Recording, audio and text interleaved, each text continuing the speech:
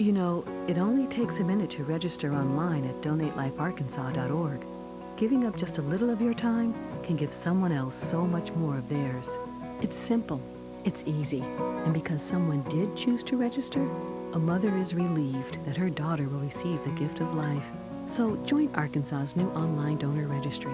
Save lives with the click of a button, online or on the go, at donatelifearkansas.org. That's donatelifearkansas.org. I'm Victoria Rogney, and you are watching Fayetteville Public Access Television.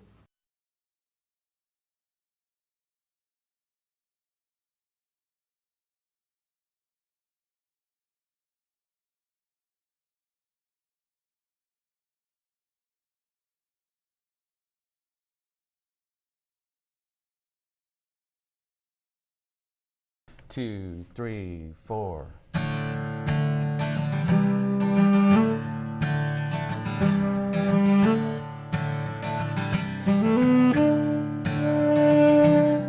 Baby steps, that's what I take. Ever since my heart did break. I don't know why I feel this way, but a step in time seemed to be the only way. But I don't know the reason why. My face just met the ground. Well, I feel just like a child again, starting over with a brand new sheet of paper.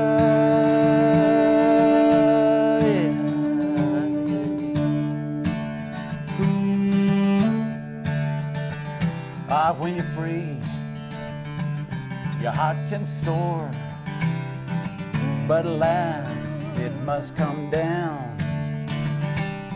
Temporary seems to be the blue plate special of the day, but I don't know the reason why.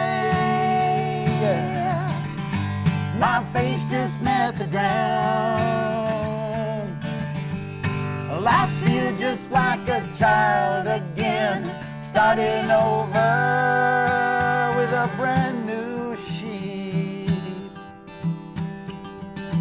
of paper.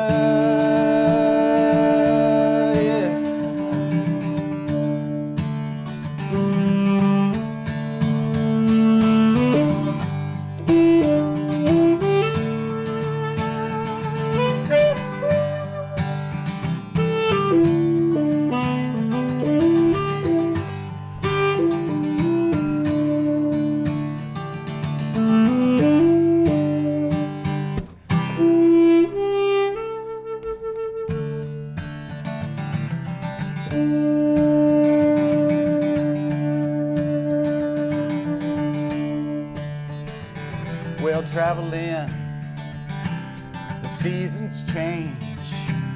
The load, it seems, begins to lift.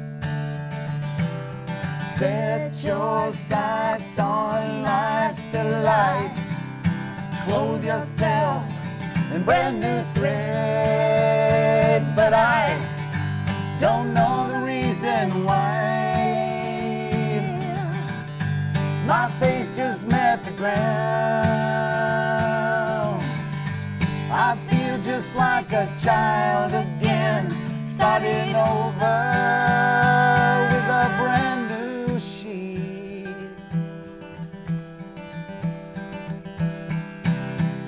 Well, of paper.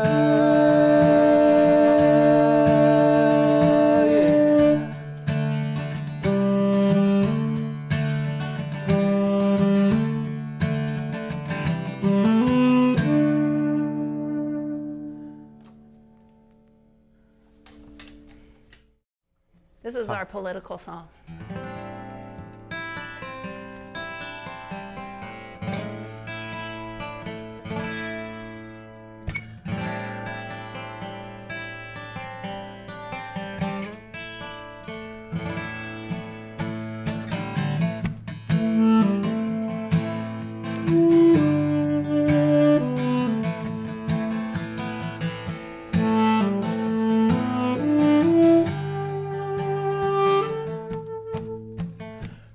coming at me like parade balloons that soar.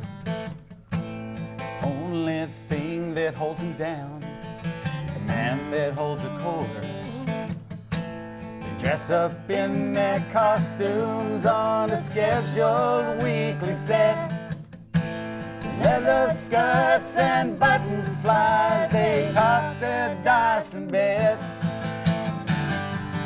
I don't need your tinted apples, no, no.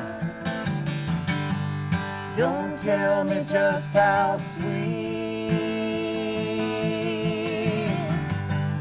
I got my own garden filled with fruit any man can eat.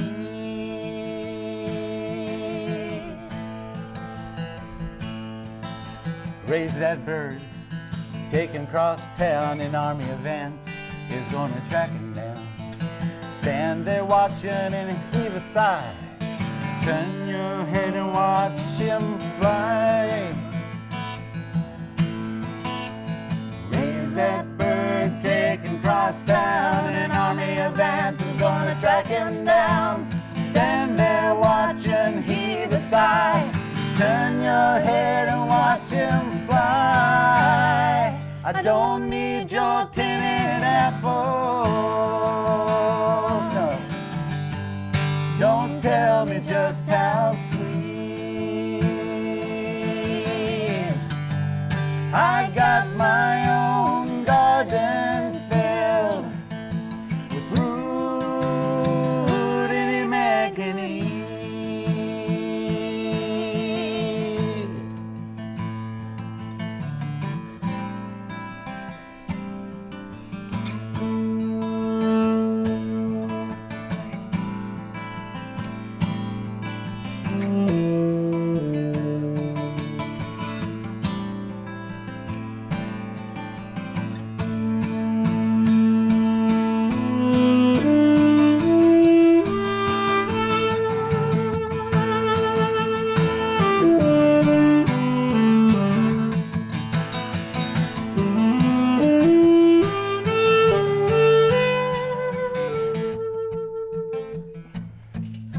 Where you think this story goes, the path you choose is free. But wisdom from the book or a fist that shook, is he a saint or is he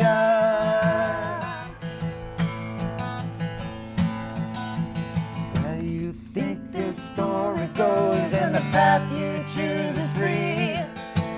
Wisdom from the book or a fist that shook, is he a saint or is he I don't need your tinted apples, no, no. Don't tell me just how sweet. I got my own garden filled with fruit any man can eat. Fruit any man can eat.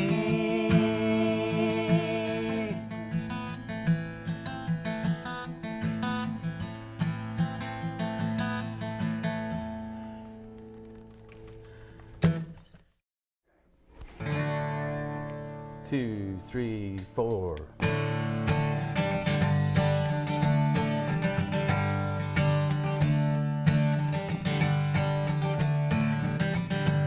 Well, I left home as a young man, traveled down on 59, caught a ride on I-40 and I rode it on down the line.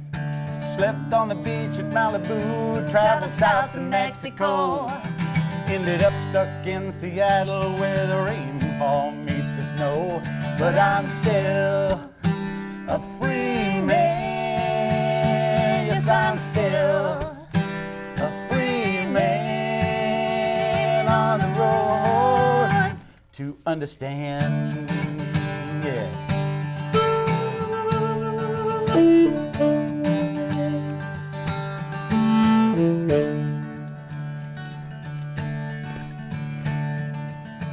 But the rambling spirit hit me and the road became my way.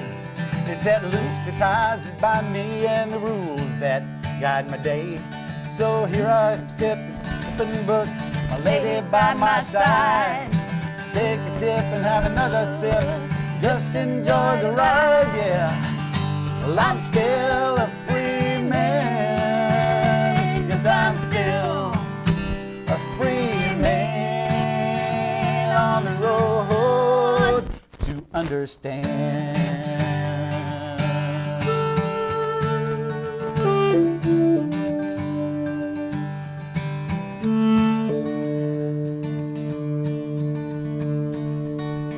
So I spent some time with Uncle Sam, thought I'd ride the waves.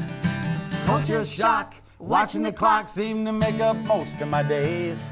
Caught a ride back home to Arkansas, settled in a college town.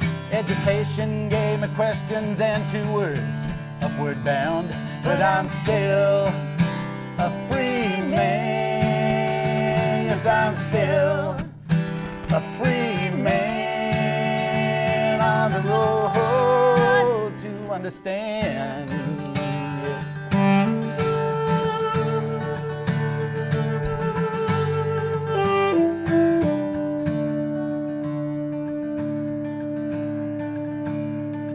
Now I'm writing poetry at a ripe old age, it seems. Mother Earth has finally spoken, filling in the color of my dreams.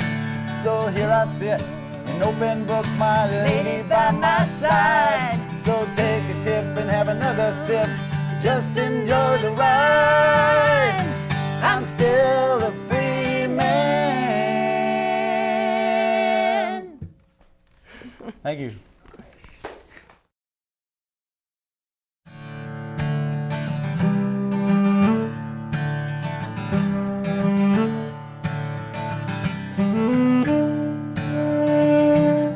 Baby steps, that's what I take. Ever since my heart did break, I don't know why I feel this way, but a step in time seemed to be the only way. But I don't know the reason why.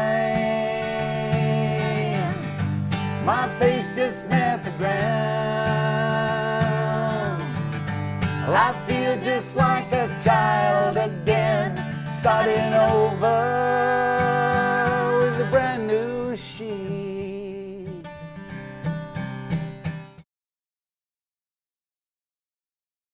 I'm Victoria Rogney, and you are watching Fayetteville Public Access Television. You know, it only takes a minute to register online at donatelifearkansas.org. Giving up just a little of your time can give someone else so much more of theirs. It's simple, it's easy, and because someone did choose to register, a mother is relieved that her daughter will receive the gift of life. So join Arkansas's new online donor registry. Save lives with the click of a button, online or on the go, at donatelifearkansas.org. That's donatelifearkansas.org. Hi, I want to tell you about the time that my wife Tracy and I decided to put a vegetable garden in. We put about half our yard in as a vegetable garden in a couple years ago, and it was doing pretty well. We had all kinds of things I guess they call them vegetables. I don't know, because none of them ever reached fruition. Because our neighbor next door had this big thing, you spell it G-N-U, I guess it's pronounced new, but he called it a GNU.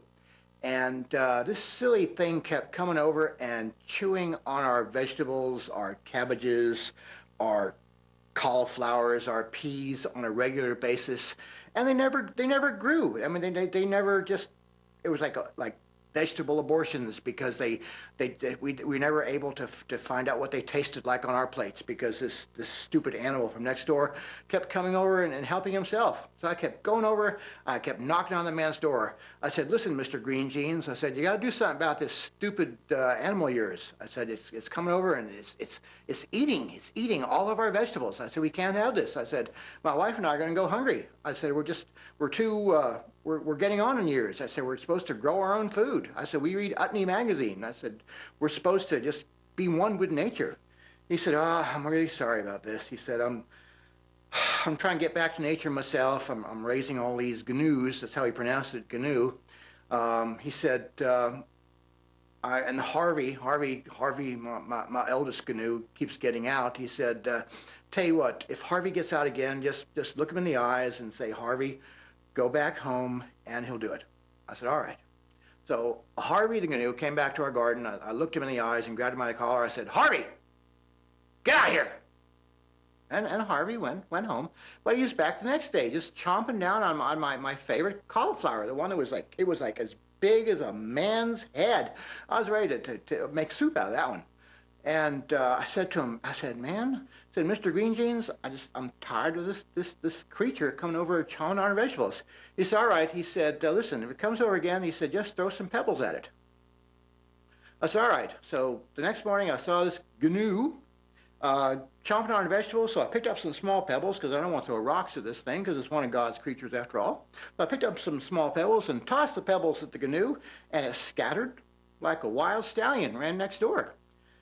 Did that the next day, but looked at me like I was the biggest idiot on God's green earth.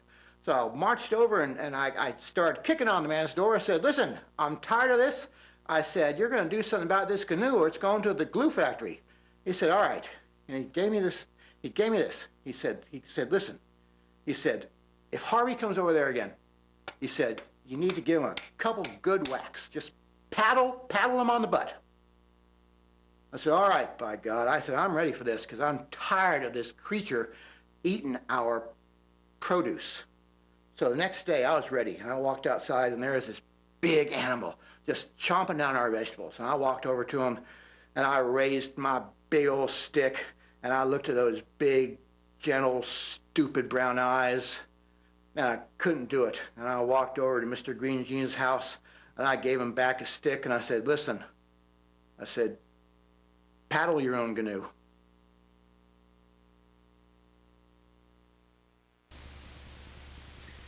I am a cook for others, shameless feeder of lovers, children, friends. I plead guilty to this destiny or daily task, this knowledge running from the succulent pores of a pork roast, lodged in the aftertaste of curry stew, rising in weekly dough of warm bread. I give food as sustenance, stake well my territory. Unnerving tempers I spoon advice to challenge hearts and minds. On cold mornings I sit with recipe books, the joy of cooking lived and died 5 lifetimes in my hands. There are full-color gourmet photographs. I preview heady scrapings from a bowl or pan. My energies rush to the fore when no one waits or wishes to be served. I am that woman, overfiller of mouths, that plate heaper, learning late to let my eaters serve themselves, come back for seconds on their own terms.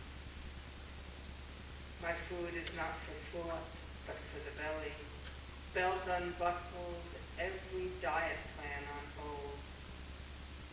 I am the writer, teacher, political activist who dreams of high praise for my apple pie, a note in the New York Times book review for my oven-baked chicken enchiladas.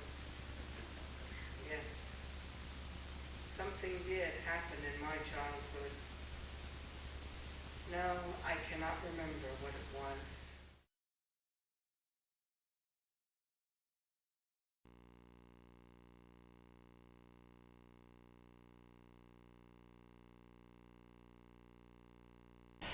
A few weeks ago, I watched one of Rod Serling's great episodes for The Twilight Zone, Death's Head Revisited, in which a former Nazi officer returns to Dachau, the site of so much human suffering and cruelty. In the episode, the officer is confronted by the long-dead ghosts of his past, who have returned to exact the justice that the officer has managed to thus far escape. As he is being driven mad, the words of his accuser echo in his mind. This is not hatred, this is retribution. This is not revenge, this is justice. But this is only the beginning, Captain, only the beginning. Your final judgment will come from God. Justice for those CIA officers who just followed orders and tortured on orders from higher-ups will have to come from God, because at the moment when it most counted, when the eyes of the world were truly upon us, our country blinked. For one shining moment we had the moral high ground in sight, and we cast our eyes downward and cast our horses away. Befehl is German for order is order, the mealy-mouthed whine of every man who has ever put another human being through so much agony that most of us cannot even imagine it. This may be the first time in history that a society has ever debated torture openly, that we've had pundits and politicians declaring their fondness for it. I'm a Christian and I approve of torture is not unheard of. Even Starlog, the science fiction magazine, had a not-so-funny cartoon about waterboarding Aquaman some time ago. I'm sorry, every time I see any of these people profess their enthusiasm for torture, I always see them in SS uniforms. Befehl ist Befehl. They had a choice, each and every one of them, and they chose to ignore whatever was left of their soul, screaming for attention in their back pocket, and set about their master's work, safe in the knowledge that they were merely following orders. It's not merely a time for reflection, but it is a time for accountability, and a time to own up to our national shame and even obsession with torture and behaving like characters in a movie. By shoving all this under the rug and welcoming the torturers back into the fold, we are telling them that it really is okay, and we are telling the next president that it's okay. We're telling the rest of the world that we don't give a damn about their quaint notions of justice or morality or even weeding out the bad apples, as long as we all get along, in this country, that is. At the end of the Twilight Zone episode, a doctor angrily asks why Dachau is allowed to remain standing. No one present seems to have an answer, but as the cars drive away, Rod Serling renders his final judgment. There is an answer to the doctor's question. All the Dachaus must remain standing. The Dachaus, the Belsons, the Buchenwalds, the Auschwitzes, all of them. They must remain standing because they are a monument to a moment in time when some men decided to return the earth to a graveyard. Into it they shoveled all their reason, their logic, their knowledge, and worst of all, their conscience. And the moment we forget this, the moment we cease to be haunted by its remembrance, then we become the grave diggers. Something to dwell on and to remember, not only in the Twilight Zone, but wherever men walk God's earth. The song is on the next CD. It's called I Think You Think Too Hard.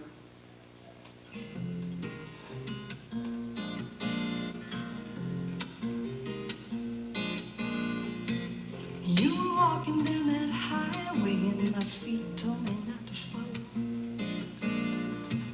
Your heart in its patient agony, laughing at me as I swallowed everything you'd said from the time of my beginning. You had taken the open road and I'm up for the second inning.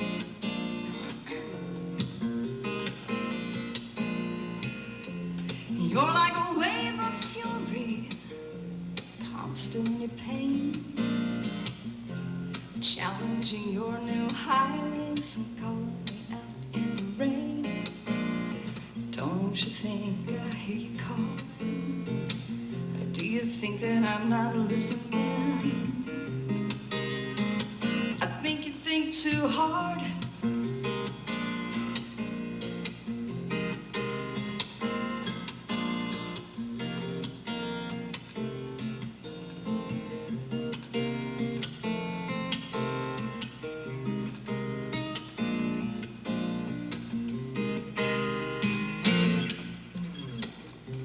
Seems like a real life story every time you turn on, overanalyzing situations and places you just don't belong. Get yourself on some medication, take yourself a real good vacation. I think you think too hard. Don't you think I hear you calling?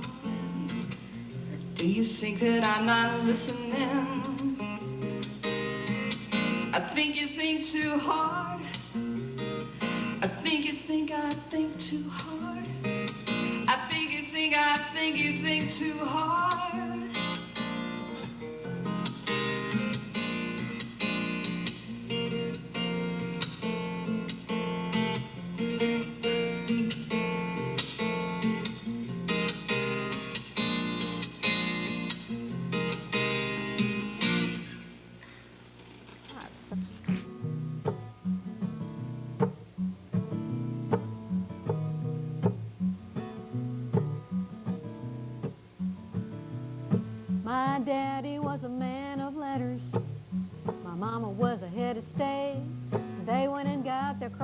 chromosomes together and gave me all of the recessive traits. I'm an embarrassment to evolution. My disposition is unstable and cruel. My blood's a catastrophic blend, 'cause I'm from the shallow end of the gene pool. Yeah, my IQ is a negative number. I got a sense of humor no one can stand. And my development was seriously encumbered by a deficient thyroid gland. I'm a social director's nightmare. At dinner parties, I just babble and drool. It's not easy making friends when you're from the shallow end of the gene pool. I'm from the shallow end of the gene pool. My x-rays make the doctors laugh. One time they tried to chart my EEG waves, but I wasn't even on the graph. Now biological research is booming. They're making breakthroughs like you wouldn't believe. They say genetic alterations in humans will one day soon be a reality. They're gonna give me a DNA transplant. They're gonna rearrange my molecules. Some natural laws will have to bend to get me from the shallow end of the gene pool. I'm from the shallow end of the gene pool. My x-rays make the doctors laugh. One time they tried to chart my EEG waves, but I wasn't even on the graph. My daddy was a man of letters. My mama was a head of state. They went and got their chromosomes together and gave me all of the recessive traits. I'm an embarrassment to evolution. My disposition is unstable and cruel. My blood's a catastrophic blend, 'cause I'm from the shallow end of the gene pool. From the shallow end of the gene pool. I'm from the shallow end of the gene pool.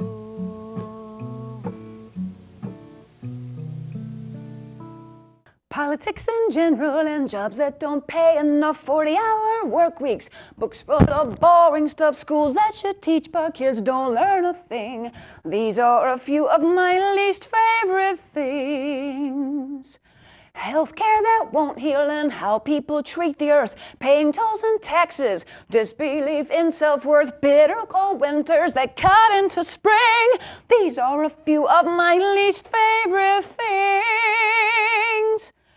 Religions that claim they're true, don't get me started. Standards that double and people cold-hearted. Judgment and bias when freedom don't ring. These are a few of my least favorite things.